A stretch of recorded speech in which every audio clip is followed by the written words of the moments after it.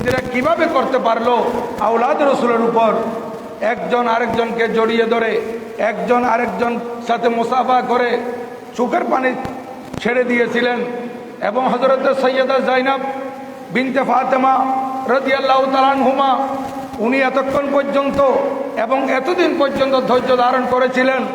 হঠাৎ পুনরায় প্রায় 40 দিন পর আবার যখন কারবালার ময়দানে তশরিফ আনেন, সাথে সাথে এই সবরের পাত খুলে গেছে। উনি ক্রন্দন করে করে বলেছিলেন, এইখানে আমার ভাইজান হোসাইনের লাশ পড়া ছিল, এইখানে আমার ভাতিজা আলী আকবরের লাশ ছিল, এখানে মাসুমে কারবালা আলী আসগরের লাশ ছিল, এখানে আমার ভাই হযরত আব্বাসের লাশ ছিল, এইখানে আমার ভাতিজা হযরতে কাসেমের লাশ ছিল, এইখানে আমার ভাতিজা আব্দুল্লাহ বিন মুসলিমের লাশ ছিল, এই জায়গায় আমার সন্তান আউনু মোহাম্মদের লাশ ছিল। এগুলো বলে বলে উনি যখন ক্রন্দন করতেছিলেন, সবাই কান্নায় ভেঙে পড়েছিল। এবং শেষ পর্যন্ত সে কারবালার ময়দানে ওই কবিলায় আমিরের লোকেরা 40 উপলক্ষে হালিম পাঠিয়েছিল। এই হালিম ওনারা খেয়েছেন, ফাতিহার জিনিস তবরকাত হিসেবে ওনারা গ্রহণ করেছিলেন। ওই কারবালার মধ্যে ওনারা একটি রাত অবস্থানও করেছিলেন। সেই এক রাত অবস্থান করার পর ওনারা পুনরায় রওনা হয়েছিলেন। যেই মদিনায় পাক থেকে ওনারা কারবালার ময়দানের দিকে আসতে হয়েছিল, যে মদিনায় পাক থেকে প্রথমে মক্কা শরীফ এরপর কারবালা এসেছিলেন, সেই মদিনা শরীফ ওনাদের বাড়ির দিকে, জন্মভূমির দিকে ওনারা ফেরত যাচ্ছিলেন। এই লুণ্ঠিত কাফেলা মদিনায় পাক যাচ্ছেন, এই খবর মদিনাবাসীরা শুনেছিল এবং ইমামে পাকের যারা আত্মীয় স্বজন ছিলেন ওনারাও যখন শুনেছেন, ওনারা ঘর বাড়ি থেকে বের হয়ে মদিনা শরীফের আসার যে রাস্তা অনেক দূর এগিয়ে সামনের দিকে চলে গেছেন। যে কাফেলাকে আমরা রিসিভ করব, কাফেলা আগমন করতেছে, এদেরকে আমরা গ্রহণ করব, ওয়েলকাম জানাবো। কিন্তু বড় দুঃখের বিষয় যে মদিনায় পাকের মধ্যে তখন ইমামে হুসাইন রাদিয়াল্লাহু তাআলা আনহুর বড় বেটি হযরতে ফাতেমা সুগরা উনি মদিনায় পাকে ছিলেন। হযরত ইমামে হাসান রাদিয়াল্লাহু তাআলা আনহুর সন্তান হযরতে হাসান মুসান্না উনিও মদিনায় পাকে ছিলেন। হযরতে সৈয়দনা রসুল করিম সাল্লাল্লাহু আলাইহি ওয়াসাল্লামার বিবি সৈয়দাতুনা উম্মে সালামা রাদিয়াল্লাহু তাআলা আনহা মদিনায় পাকে ছিলেন। হযরতে সৈয়দনা মুসলিম বিন আকিল রাদিয়াল্লাহু তাআলা আনহুর আরো সন্তান কন্যারা মদিনায় পাকে ছিলেন এবং হযরতে মুসলিম বিন আকিল রাদিয়াল্লাহু তাআলা আনহুর বোনেরাও মদিনায় পাকে ছিলেন এবং ইমামে হুসাইন রাদিয়াল্লাহু তাআলা আনহুর ভাই হযরতে মুহাম্মদ বিন হানাফিয়া রাদিয়াল্লাহু আনহুম উনিও মদিনা শরীফে ছিলেন। এইভাবে মদিনা শরীফ থেকে ওনারা বেরিয়ে এসেছেন যে লুণ্ঠিত কাফেলা মদিনায় পাকে আসতেছে এদেরকে রিসিভ করার জন্য।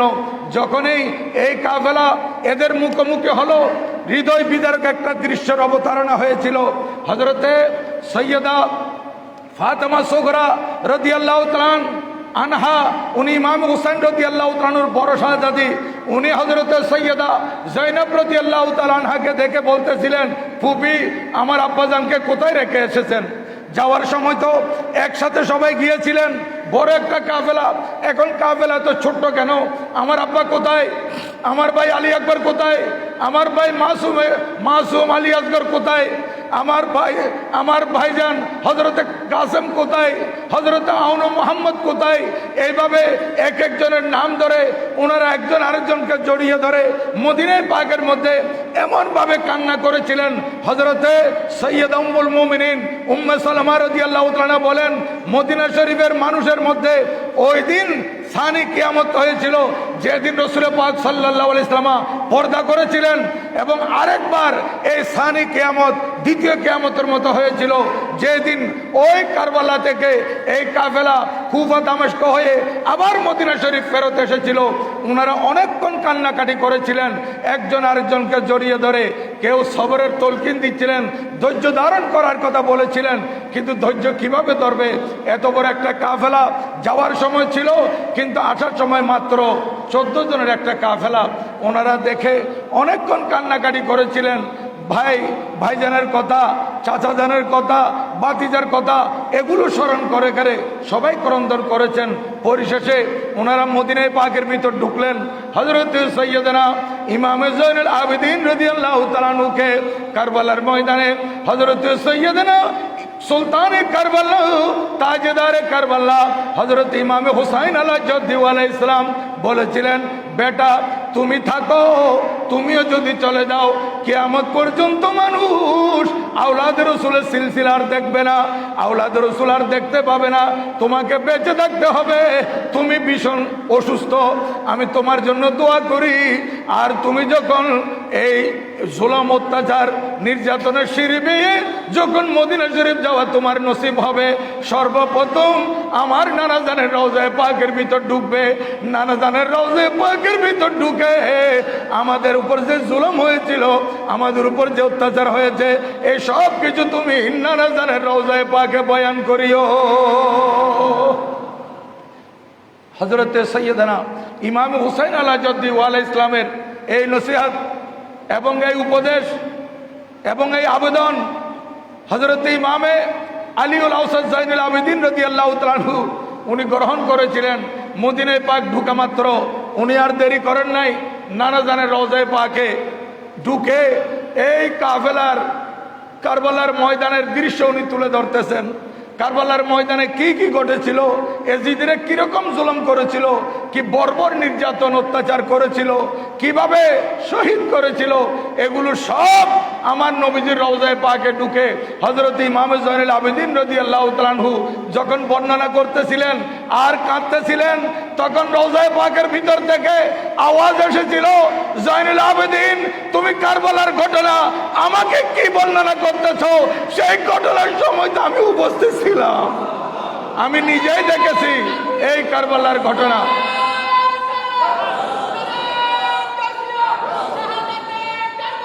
জিন্দাবাদ, জিন্দাবাদ। আমি ওই শহীদদের রক্ত মুবারক গুলো বোতলের মধ্যে ভরে রেখেছি।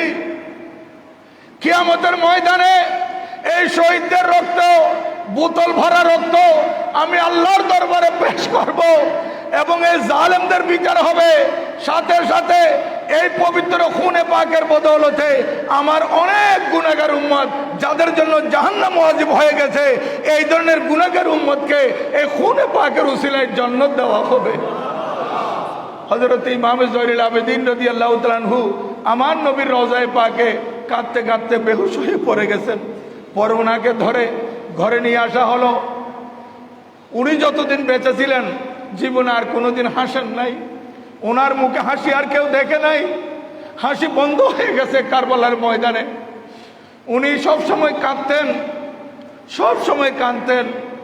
হযরতে সৈয়দনা ইমাম মুহাম্মদ বাকির রাদিয়াল্লাহু তাআলা আনহু ওনারই সন্তান একদিন আব্বা হযরত সৈয়দনা জয়নুল আবেদিন রাদিয়াল্লাহু তাআলা আনহু থেকে জিজ্ঞাসা করছিলেন, আব্বা জান আপনি কখনো হাসেন না, সব সময় আপনি চিন্তিত থাকেন, সব সময় ক্রন্দন করেন, আর পানির পিপাসা লাগলে আমাদেরকে বলেন পানি আনার জন্য, খিদে লাগলে খানা আনার জন্য বলেন, কিন্তু আমরা দেখি আপনি পানি মুখের সামনে নিয়ে এক ডুব পান করলে করলেন, নতুবা গোটা গ্লাস ভর্তি পানি রেখে দেন, খানার মধ্যে একটু করে এক লোকমা দুই লোকমা নিলেন, বাকি খানা সব রেখে দেন। ব্যাপার কি? হযরত সৈয়দনা ইমাম জয়নুল আবেদিন রাদিয়াল্লাহু তাআলা আনহু বলেছিলেন, বেটা মোহাম্মদ বাকির শুনো, আমি এই চোখে কারবালার ময়দানে যে অত্যাচার দেখেছি, আওলাদ রাসূলের উপর যে জুলুম করা দেখেছি, যে নির্যাতন দেখেছি, আমি তুমিও যদি দেখতে তুমিও জীবনে হাসতে পারতে না, তোমার খানাও বন্ধ হয়ে যেত, তোমার পানিও বন্ধ হয়ে যেত। যে পানি আমার সামনে এনেছ এই এক ফুটা পানি আমার মাসুম ভাই আলী আসগরের ভাগ্যে জুটে নাই, আলী আসগরকে দেয় নাই এক ফুটা পানি পান করতে। আমার বড় ভাই হযরত আলী আকবর পানি পান করতে পারে নাই, 3 দিন পর্যন্ত পিপাসিত থেকে জিহাদের ময়দানে যুদ্ধ করেছিলেন এজিদিদের বিরুদ্ধে। আমার ভাইজান হযরত কাসেম পানি পান করতে পারেন নাই, আমার আব্বা পানি পান করতে পারেন নাই, চাচা আব্বাস পানি পান করতে পারেন নাই রাদিয়াল্লাহু আনহুম। এই দৃশ্য আমি নিজের চোখে দেখেছিলাম। এই দৃশ্য যদি তুমি দেখতে তাহলে তুমিও কোনোদিন হাসতে পারতে না, তোমার হাসিও বন্ধ হয়ে যেত এবং পানিও তুমি পিপাসা নিবারণ করে পান করতে পারতে না, ক্ষুধা দূর হয় এইরকম করে খানা তুমি খেতে পারতে না। হযরত ইমামে জয়নুল আবেদিন রাদিয়াল্লাহু তাআলা আনহু পানি এক ডুব দুই ডুব খেয়ে প্রাণে বাঁচতে পারে মতো পানি পান করে এক দুই লুকমা খানাকে বাকিগুলো ছেড়ে দিতেন আর সব সময় ক্রন্দন করতেন। ওনার সামনে কারবালার হৃদয় বিদারক ঘটনা বাস্তব সব সময় ওনার চোখের সামনে। কিতাবের মধ্যে লিখতেছে 5 জন আল্লাহর বান্দা সবচেয়ে বেশি ক্রন্দন করেছেন, যেগুলো কিতাবের মধ্যে লিপিবদ্ধ হয়েছে। ওলামারা বর্ণনা করতেছেন 5 জন ব্যক্তির কান্না রেকর্ড হয়েছে। একজন হযরত সৈয়দনা আদম আলাইহিস সালাম, উনি ওই জান্নাত থেকে দুনিয়াতে আসার পর বেশি ক্রন্দন করেছিলেন, প্রায় 350 বছর কান্নাকাটি করেছিলেন হযরত সৈয়দনা আদম আলাইহিস সালাম। দ্বিতীয় নম্বর হযরত সৈয়দনা ইয়াকুব আলাইহিস সালাম, উনি এমনভাবে ক্রন্দন করেছিলেন নিজের সন্তান হযরত সৈয়দনা ইউসুফ আলাইহিস সালামকে হারিয়ে উনি সবসময় ক্রন্দন করতেন। 40 বছর কেঁদেছিলেন। উনি কাঁদতে কাঁদতে ওনার চোখের পানি শুকিয়ে গিয়েছিল, একেবারে অন্ধ হয়ে গিয়েছিলেন হযরত সৈয়দনা ইয়াকুব আলাইহিস সালাম। আর তৃতীয় নম্বর তাও আল্লাহর নবী হযরত সৈয়দনা জাকারিয়া আলাইহিস সালামের সন্তান আল্লাহর নবী হযরত ইয়াহিয়া আলাইহিস সালাম একেবারে ছোটবেলা থেকে আল্লাহর ভয়ে এমনভাবে ক্রন্দন করতেন, ওনার কান্না রেকর্ড হয়ে গেছে। এরপর চতুর্থ নম্বর হযরত সৈয়দাতুনা ফাতেমাতুজ জাহরা রাদিয়াল্লাহু তাআলা আনহা, ওনার ক্রন্দন কিতাবে রেকর্ড হয়েছে, লেখা হয়েছে। উনি আল্লাহর প্রিয় মাহবুব সাল্লাল্লাহু তাআলা আলাইহি ওয়াসাল্লামের ইন্তেকালের পর উনি 6 মাস পর্যন্ত ক্রন্দন করেছিলেন। তারপর উনি দুনিয়া থেকে ওফাত বরণ করেছিলেন।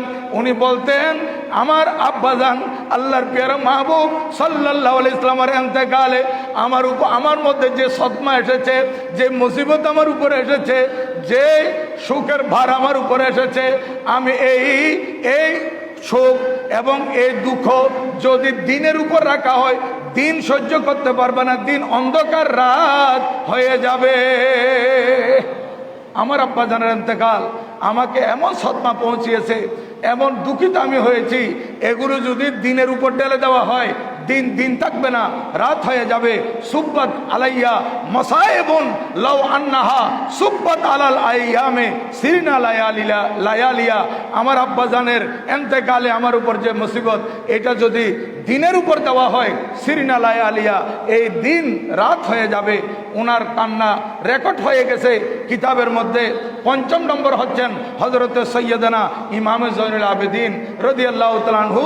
কারবালা থেকে ফেরত আসার পর যতদিন বেঁচে ছিলেন উনি কেঁদে কেঁদে থাকতেন, নামাজ রোজা ইত্যাদি আদায় করতেন, কিন্তু এগুলোর পর সাথে সাথে কারবালার কথা স্মরণ করে উনি কাঁদতেন, বেশি কাঁদতেন হযরত সৈয়দনা ইমামে জয়নুল আবেদিন রাদিয়াল্লাহু তাআলা আনহু। এইভাবে হযরত সৈয়দনা ইমামে জয়নুল আবেদিন রাদিয়াল্লাহু তাআলা আনহু মদিনায় পাকে অবস্থান করেছিলেন। এরপর কারবালার লুণ্ঠিত কাফেলারও মদিনায় পাকের মধ্যে ওনারা ছিলেন। এইদিকে মদিনায় পাকে আওলাদ রাসূলের উপর এই ধরনের জুলম, এই ধরনের অত্যাচার যে হয়েছিল, এই কারণে যে আজ এজিদের উপর মানুষ ফুঁসে উঠেছিল। মদিনা শরীফের মানুষ, মক্কা শরীফের মানুষ এজিদের বায়াতকে প্রত্যাখ্যান করেছে। এখন এজিদ চিন্তা করতেছে, আমাকে যেভাবে তারা বয়কট করতেছে, আমার বায়াত ফেরত দিচ্ছে, আমি তো সিংহাসনে থাকো আমার জন্য দুষ্কর হয়ে যাবে, কষ্টকর হয়ে যাবে। তখন এজিদ জালেম মদিনা শরীফের মধ্যে তার কিছু প্রতিনিধি পাঠিয়ে মানুষদেরকে বুঝাইতে লাগলো যে এজিদের বিরুদ্ধে কিছু করা যাবে না। তখন মদিনা শরীফের মানুষ বলেছিলেন যে আওলাদ রাসূলের উপর যে জুলম এজিদ করেছে, এজিদের নির্দেশে করা হয়েছে, এজিদকে আমরা কিভাবে সমর্থন করতে পারি? কখনো আমরা এজিদকে সমর্থন করব না। এই কাফেলা তার প্রতিনিধি আর তার কাছে গিয়ে বলেছিল যে আপনারে ওরা আর মানবে না। তখন মদিনায় পাক থেকে একটা কাফেলা, একটা ডেলিগেট ওখানে পাঠানো হয়েছে। ওনারা এজিদের কর্মকাণ্ড দেখে আসা তার কুকর্ম সব এখানে বর্ণনা করাতে মানুষ একেবারে ক্ষিপ্ত হয়ে গেছে। কারণ এজিদের আমলে মদ্যপান আম হয়ে গিয়েছিল। মদ্যপান করা এজিদের আমলে যে বেনামাজির সংখ্যা বেড়ে গিয়েছিল। এজিদের আমলে মহরমাতের সাথে বিয়ে করা জায়েজ করে দেওয়া হয়েছিল। এজিদ কত বড় জালেম ছিল, এজিদ কত বড় লুচ্চা এবং লম্পট ছিল, এগুলো কিতাবের মধ্যে আল বেদায়া ওয়ান নেহায়ার মধ্যে ইমাম ইবনে কাসির বর্ণনা করেছেন। আর সওয়াইকুল মুহাক্কার মধ্যে ইমাম ইবনে হাজার হাইতামি উনি বর্ণনা করেছেন। শেষ পর্যন্ত দেখা যাচ্ছে 61 হিজরিতে এই ঘটনা ঘটেছে। 63 হিজরির মধ্যে ইয়াজিদ মদিনা শরীফ এবং মক্কা শরীফের মানুষ যখন তাকে প্রত্যাখ্যান করেছে, জোর করে ক্ষমতায় থাকার জন্য, জোর করে মদিনা শরীফ এবং মক্কা শরীফের মানুষকে তার বায়েতের উপর আনার জন্য সে 20,000 সৈন্য পাঠিয়েছিল মুসলিম বিন ওকবার নেতৃত্বে। 20,000 সৈন্য মদিনা শরীফে পাঠিয়েছে যে মানুষদেরকে বলবে যে আমার বায়েত গ্রহণ করার জন্য, আমার বায়েত প্রত্যাখ্যান করা যাবে না। যারা আমাকে মানবে তাদেরকে তোমরা ছেড়ে দিবে, যারা আমাকে মানবে না তাদেরকে কতল করবে। কারবালার ঘটনার পরে ওয়াকে হাররা, এটা আরো বড় একটা মারাত্মক ঘটনা ছিল এজিদের পক্ষ থেকে। এজিদ কত বড় জালেম চিন্তা করা যায় না, এজিদ ভাবা যায় না এরকম জুলুম কিভাবে করতে পারে। 20,000 সৈন্য দিয়ে যখন মদিনা শরীফ পাঠিয়েছে সে 20,000 সৈন্য, তখন মদিনাবাসীর যুবকরা শুনেছে যে এখানে এজিদের পক্ষ থেকে সৈন্যবাহিনী আসতেছে। যুবকরা বলে আমরা মোকাবেলা করব।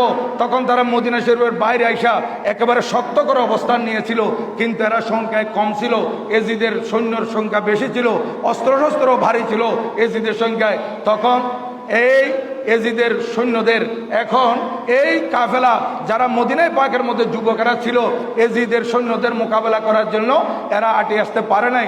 এদের সবাইকে শহীদ করে দেওয়ার পর এজিদি সৈন্যরা মদিনায় পাকে ঢুকেছিল। মদিনায় পাকে ঢুকে এরা 3 দিন পর্যন্ত যে আক্রমণ মদিনা শরীফে করেছিল, 3 দিন পর্যন্ত যে বর্বর অত্যাচার চালিয়েছিল, এগুলো কিতাবের মধ্যে রেকর্ড আছে। আমার নবীজির মসজিদে নবীর মধ্যে 3 দিন পর্যন্ত নামাজ পড়া হয় নাই। 15 ওয়াক্ত নামাজ মসজিদে নবী শরীফে মুসলমানরা আইসা পড়তে পারে নাই এজিদের সৈন্যদের ভয়ে এবং এজিদের সৈন্যদের কর্মকাণ্ডে। তারা মদিনা শরীফের মসজিদে নবী শরীফের ফিলারের মধ্যে তারা ঘোড়া বেঁধেছিল। এ জালেমেরা ঘোড়া বাঁধার জায়গা পায় নাই, তাদের উঁট ঘোড়া বেঁধেছিল মসজিদে নবী শরীফের ফিলারে ফিলারে। আর এই উঁট, এ ঘোড়া, এগুলো মলমূত্র সব মসজিদে নবীর মধ্যে ছেড়েছিল, মসজিদে নবীকে অপবিত্র করেছিল। আর মদিনা শরীফে প্রবেশ করে তারা ছোট বড় নারী পুরুষ মিলে প্রায় 10,000-এর মতো শহীদ করে দিয়েছিল। যে ঘরের ভিতর ঢুকে লাশ আর লাশ, লাশ আর লাশ। পুরা মদিনা শরীফে এরা রক্তাক্ত পরিস্থিতি, এইভাবে তারা মানুষদেরকে শহীদ করেছে। এবং প্রায় 700 জনের মতো হাফেজ কোরআন, সেহাবি তাবির মধ্যে 700 জনের মতো হাফেজ কোরআনকে এরা শহীদ করেছিল ওই 10,000-এর ভিতর। এবং এজিদের পক্ষ থেকে 3 দিন পর্যন্ত মদিনা শরীফকে মোবা করে দেওয়া হয়েছে, অর্থাৎ তারা যা ইচ্ছা তাই করতে পারবে। আমাদের এখানে স্বাধীনতার সময় মা বোনদের ইজ্জত যেমন লুণ্ঠন করেছিল, এই এজিদেরা সেইখানে মদিনা শরীফে মা বোনদের ইজ্জতের উপর হামলা করেছিল, অনেক ইজ্জত লুণ্ঠন করেছিল। এই সমস্ত অনেক অবৈধ সন্তান দুনিয়াতে এসেছিল এই এজিদি সৈন্যদের কারণে। কত বড় মারাত্মক জালেম হযরতে সাইয়েদনা আবু সাঈদ খুদরি রাদিয়াল্লাহু তাআলা আনহু, উনি একজন সিনিয়র সাহাবী, জলিলুল কদর সাহাবী আমার নবীজির, যার অনেক রওয়ায়াত আমাদের হাদিসে পাকের মধ্যে আছে। হযরতে আবু সাঈদ খুদরি রাদিয়াল্লাহু তাআলা আনহু উনাকে ধরে তারা ওনার দাড়ি মুবারক একটা একটা করে সবগুলো উঠে ফেলছিল। এই জালেমেরা কি রকম জালেম ছিল চিন্তা করে দেখেন। হযরত আবু সাঈদ খুদরি রাদিয়াল্লাহু তাআলার মতো একজন সিনিয়র সাহাবী, উনাকে যেভাবে অত্যাচার করেছিল, এইভাবে এই জালেমেরা, জালেমদের ভয়ে অনেকে পাহাড়ে পর্বতে লুকিয়ে গিয়েছিল। আর 3 দিন পর্যন্ত এরা শুধু অত্যাচার আর অত্যাচার চালিয়েছিল। যারা এজিদকে ডরে ভয়ে সমর্থন করেছে তাদেরকে ছেড়ে দিয়েছে, যারা বলছে এজিদকে আমরা মানব না, এজিদকে মানতে পারি না, তাদেরকে খুন করে দিয়েছে, কতল করে দিয়েছে। এক যুবককে তারা গ্রেফতার করে নিয়ে আসছিল। ওই যুবকের মা এসে বলতেছে আমার একমাত্র ছেলে ওই মুসলিম বিন ওকবা যে 20,000-এর প্রধান হয়ে এসেছিল, তার কাছে মহিলা গিয়ে আবেদন করতেছে, মৌখিক আবেদন, আপনার সৈন্যরা আমার ছেলেকে নিয়ে আসছে, আমার ছেলেকে একটু ফেরত দেন। ওই জালেম 20,000-এর প্রধান, সে বলতেছে এই বুড়ির ছেলেকে আমার কাছে আনো। তখন এই যুবককে যখন আনা হলো, তাহলে বুড়িকে বলতেছে তোমার ছেলে লাগবে তোমার কাছে, তোমার ছেলে এতটুকুর মধ্যে বেঁচে আছে, তোমার যখন সহ্য হচ্ছে না, ধরো তোমার ছেলেকে দিয়ে দিচ্ছি। এই কথা বলে এই জালেম ওই যুবকের গর্দানের উপর এমনভাবে তলবারি আঘাত করেছে, তার ধর থেকে মাথা মোবারক পৃথক হয়ে গেছে। তখন মাথাটা বুড়ির কুলের মধ্যে দিয়ে দিয়েছে। কেমন জুলুম করেছিল দেখেন। ইতিহাসের মধ্যে এমন কালো অধ্যায় রচনা করেছিল এজিদের সৈন্যরা, জালেমেরা। এরপরেও আমাদের দেশে কিছু মুসলমান নামদারি বাতিল ফেরকা তারা এজিদকে সমর্থন করে। দেখেন কিভাবে এজিদকে সমর্থন করতে পারে। এজিদের মতো জালেম, এজিদের মতো কাফের, এজিদের মতো মুনাফেক, এজিদের মতো লম্পট এইরকম ইতিহাসে অনেক কম পাওয়া যাবে। এত বড় বর্বর ছিল, এত বড় জালেম ছিল, তার হুকুমই হয়েছিল। এগুলো সব সে বলেছিল তোমরা যা ইচ্ছা তাই করো, কিন্তু আমার পক্ষে মানুষদেরকে নিয়ে আসতে হবে। এখন 3 দিন পর্যন্ত এই জুলুম করতে করতে অনেক সময় দেখা গেছে নবজাতক শিশু মার দুধ পান করতেছে। এই সময় এজিদি সৈন্যরা আইসা মায়ের কোল থেকে ওই বাচ্চাদেরকে এক পার উপর ধরে এই ছোট্ট ছোট বাচ্চা দেওয়ালের সাথে এভাবে আঘাত করেছিল। ছোট ছোট বাচ্চাদেরকে পর্যন্ত তারা মেরে ফেলেছিল। এইভাবে জুলুম আর অত্যাচার। 3 দিন পর্যন্ত আমার নবীর মসজিদের মধ্যে কোনো আজান হয় নাই, কোনো নামাজ হয় নাই। কিন্তু হযরত সৈয়দনা সঈদ ইবনুল মুসাইয়্যিব রাদিয়াল্লাহু তাআলা আনহু, উনি জলিলুল কদর তাবি, সিনিয়র তাবি, উনি বর্ণনা করতেছেন আমি মসজিদের নববীর ভিতর ঢুকে আমি পাগলের বেশ ধরেছি, পাগলের বাহানা করেছি, পাগলের অভিনয় করেছি। তখন আমার কাছে সৈন্যরা আসছে, বলছে এরে কতল করে দাও। আবার তখন আমি যখন পাগলামি সাগলামি করতেছি, তখন তারা বলতেছে এ পাগল লোক, ছেড়ে দাও। বলে আমাকে ছেড়ে দিয়েছে। কিন্তু তারা এই মসজিদে নবীর মধ্যে ঘোড়া বেঁধে, উট বেঁধে এখানে পায়খানা প্রস্রাব করাইছে। আর আমি যতটুকু পারিছি আমি তারা না থাকা অবস্থায় এগুলো পরিষ্কার করেছি। তারা আসলে আমি পাগলের অভিনয় করতাম যাতে আমাকে কতল না করে।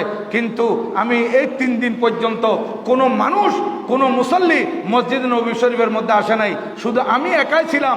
আর আমি দেখেছি এই 3 দিন পর্যন্ত যখন ফজরের নামাজের টাইম হতো, জোহরের নামাজের সময় হতো, আসরের রক্ত আসতো, মাগরিবের সময় হতো, এশারের সময় হতো, আমি দেখেছি মসজিদে নববী শরীফে আমার নবীর রওজায়ে পাক থেকে আজানের আওয়াজ আসতো। নবীজির রোজ ইয়া রাসূলুল্লাহ সাল্লাল্লাহু আলাইহি ওয়াসাল্লাম জিন্দাবাদ, মসজিদ নবীর ভিতর থেকে আজানের আওয়াজ আসতো। আর জামাতের টাইমে সূরা কেরাত সব তাকবীরে তাহরিমা থেকে শুরু করে সালাম ফিরানো পর্যন্ত সব আমি নবীজির রওজায়ে পাকের সামনে গিয়ে ওখানে সেই ভিতর থেকে যে আওয়াজ আসতেছে এই আওয়াজের মধ্যে আমি নামাজ আদায় করেছি। এই 3 দিন পর্যন্ত বাহ্যিকভাবে নামাজ হয় নাই, কিন্তু আমার নবীজির রওজায়ে পাকের ভিতর নামাজ চলেছিল। দেখেন আমার নবীজি হায়াতুন নবী, জিন্দা নবী, নবীজির সাহাবায়ে কেরাম ওনারও জিন্দা।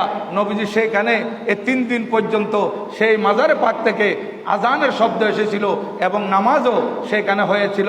আর এদিকে হযরতে সৈয়দনা সঈদ ইবনুল মুসাইয়্যিব রাদিয়াল্লাহু তাআলা আনহু বলতেছেন এরা 3 দিন পর্যন্ত যা ইচ্ছা তাই করার পর আস্তে আস্তে আস্তে আস্তে মদিনা শরীফ থেকে তারা মক্কা শরীফের দিকে রওনা হচ্ছিল। ওই যে বুড়ির ছেলেকে কতল করে দিয়েছিল, কতল করে মাথাটা তার হাতে তার কোলে তুলে দিয়েছিল, সেই বুড়ি শপথ করেছিল আমাকে যদি আল্লাহ বাঁচায় রাখে তাহলে আমি এই জালেম মুসলিম বিন উকবা এই 20,000-এর প্রধান একে জীবিত অথবা মৃত আমি জ্বালিয়ে ফেলবো। শপথ করেছিল এই মহিলা। তখন দেখা যাচ্ছে তারা যখন মদিনা শরীফ ছেড়ে মদিনা শরীফের মধ্যে এই সমস্ত বর্বর আক্রমণ করার পর যখন তারা মক্কা শরীফের দিকে রওনা হয়েছে, তখন ওই পাহাড়ে পর্বতে যারা গিয়েছিল, পালিয়েছিল, তারা আইসা এই লাশগুলোকে দাফন করেছে, ঘর দুয়ার পরিষ্কার করেছে। আর এদিকে জালেমেরা ওই মক্কা শরীফের দিকে যাওয়ার পথে যে এই মুসলিম বিন উকবা এই জালেম তার একটা মারাত্মক রোগ হয়ে সে রাস্তার মধ্যে প্রতিমধ্যে মারা গেছে। সে যখন প্রতিমধ্যে মারা গেছে তাকে সেইখানে দাফন করে তার পরিবর্তে হোসাইন বিন নুমাইর নামে এক ব্যক্তিকে প্রদান করে দেওয়া হয়েছিল 20,000-এর। এই মুসলিম বিন উকবা প্রথম 20,000-এর প্রধান, সে তো মারা গেছে, তাকে কবরের ভিতর দাফন করে দেওয়া হয়েছে। দাফন এই খবর ওই মহিলার কাছে গেছে, যে মহিলা বলেছিল আমি জীবিত অথবা মৃত তাকে কতল করব। এই মহিলা শেষ পর্যন্ত শুনতে পেরে মদিনা শরীফ থেকে কিছু লোকজন নিয়ে তার কবর পর্যন্ত গেছে। কবরে গিয়ে বলতেছে এটা আমি শপথ করেছি তাকে আমি জ্বালিয়ে ফেলবো, এই জালেম আমার সন্তানকে এইরকম কষ্ট দিয়েছে, তোমরা একটু কবর খনন করো। তার কবর খনন করে তাকে উঠাও, তাকে আমি জ্বালাবো। এখন মাথার দিক থেকে যখন কবর খনন করা হচ্ছে, কবর যখন ওপেন হয়েছে, যারা কবর খুঁড়তেছিল, যারা কবর খনন করতেছিল, তার লাশ তোলার জন্য দেখতেছে মাথার দিকে বিরাট একটা সাপ, বিশাল আকৃতির একটা সাপ তার গলার সাথে পেঁচিয়ে নাকের ভিতর মুখ দিয়ে চুষতেছে। আযাব তার শুরু হয়ে গেছে সে কবরের ভিতর। তখন সেই দিকে মাটি চাপা দিয়ে পায়ের দিক থেকে তাকে উপন করার জন্য যখন কবর খনন করতেছে, দেখতেছে পায়ের দিক একটা সাপ পেঁচিয়ে আছে। তখন লোকেরা বলতেছে আপনি আর জ্বালাইতে হবে না, আপনি শপথ করলো কি হবে, শাস্তি তো তার হচ্ছে সেখানে। দুই দিকে একদম মাথার দিকে এবং পায়ের দিকে বড় বড় সাপ তাকে চুষতেছে, দংশন করতেছে, আক্রমণ করতেছে, এই শাস্তি তো তার জন্য যথেষ্ট। বুড়ি বলে না, এই শাস্তি যথেষ্ট হবে না, আমি শপথ আমার পূরণ করব, আমি যে কোনো প্রকারে তাকে কবর থেকে উঠাবো। তখন বুড়ি বলতেছে তোমরা একটু অপেক্ষা করো। বুড়ি 2 রাকাত নফল নামাজ পড়েছে, 2 রাকাত নফল নামাজ পড়ে আল্লাহর দরবারে ফরিয়াদ করেছে, আল্লাহ আমি তো শপথ করেছি এই জালেম মদিনা শরীফের উপর এত অত্যাচার করেছে যে নারী পুরুষ ছোট বড় 10,000-এর মতো শহীদ করেছে, এই জালেম নেতা ছিল 20,000-এর। আই আল্লাহ আমি যে পণ করেছি তাকে জ্বালিয়ে ফেলবো, আমি তাকে জ্বালিয়ে ছাড়বো। এই কথা বলে নামাজ পড়ে মুনাজাত করে একটা লাঠি নিলেন। লাঠি নিয়ে যখন ওই পায়ের দিকে যে সাপ আছে, সাপের লেজের মধ্যে যখন একটু আঘাত করলো, এই সাপটি পালিয়ে গেল, সাপ চলে গেছে।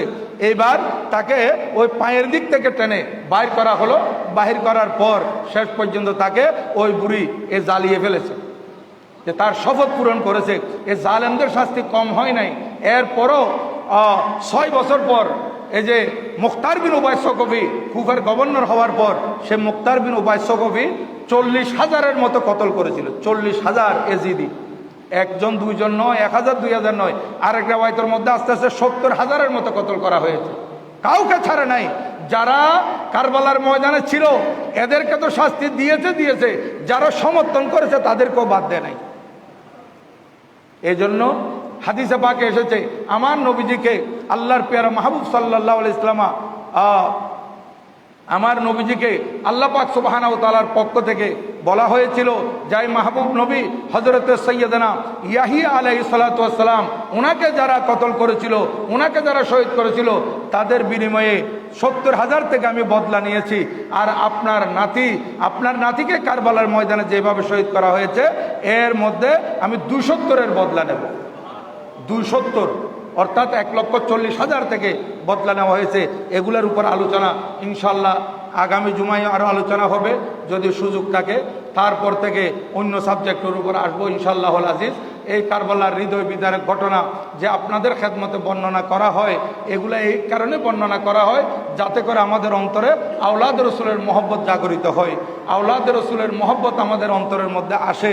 আওলাদ রসুলের মহব্বত যদি আমরা অন্তরের ভিতর ধারণ করতে পারি, আমরা দুনিয়াতেও লাভবান, আখিরাতের মধ্যে লাভবান। এই জন্য কোনো আশেক কি সুন্দর করে বলেছেন, मिलेगी जन्नत पिएगा कौसर उसी को माशर में चैन होगा, मिलेगी जन्नत पिएगा कौसर उसी को माशर में चैन होगा, नबी मोहब्बत करेंगे उससे, नबी मोहब्बत करेंगे उससे कि जिसके दिल में हुसैन होगा। কত সুন্দর বলেছেন, বলতেছে জান্নাত পাবে, মিলেগি জান্নাত, ওই ব্যক্তি জান্নাতের অধিকারী হবে, জান্নাতে বাস করতে পারবে, হাউজে কাউসারের পানি পান করতে পারবে, হাশরের ময়দানে তার জন্য শান্তি হবে। এবং নবীজি ওই ব্যক্তিকে মহব্বত করবেন যার কলবের মধ্যে, যার অন্তরের মধ্যে ইমামে হুসাইন রাদিয়াল্লাহু তাআলা থাকবে। আজকে যারা এজিদের পক্ষ নেই আমরা তাদেরকে বলবো তোমাদের জন্য তোমাদের এজিদ মুবারক, যাও তোমরা এজিদ নিয়ে থাকো। আমরা এজিদের মতো জালেমকে কখনো সমর্থন করতে পারি না। আমরা আওলাদ রসুলের পক্ষে, আমরা হোসাইনি মুসলমান, আমরা ইমামে হোসাইনের পক্ষে। আমাদের অন্তরে আমরা হোসাইনকে জায়গা দিয়েছি, হযরত ইমামে হোসাইনকে আমাদের কলবে জায়গা দিয়েছি। এই কারণে আশেক বলতেছেন নবী মোহাব্বত করেंगे उससे कि जिसके दिल में হোসাইন হোগা।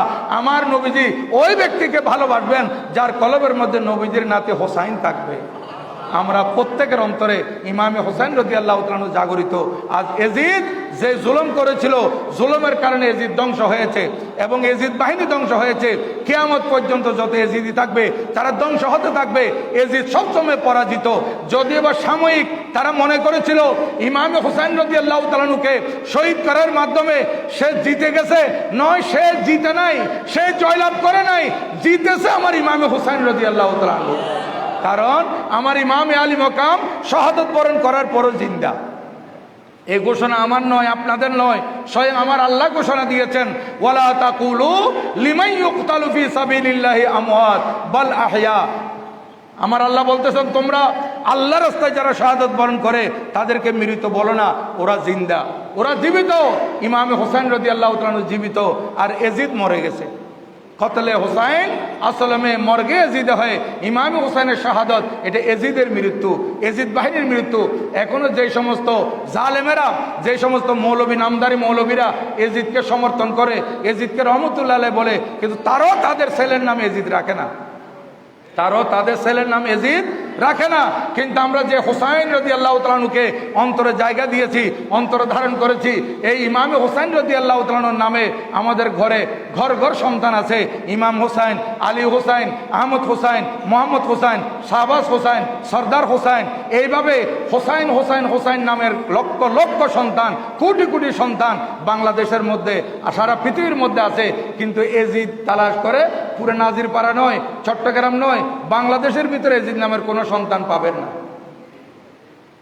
মীর জাফর কেউ রাখে না। মীর জাফর, জাফর নাম কত সুন্দর, জাফর অনেক আছে।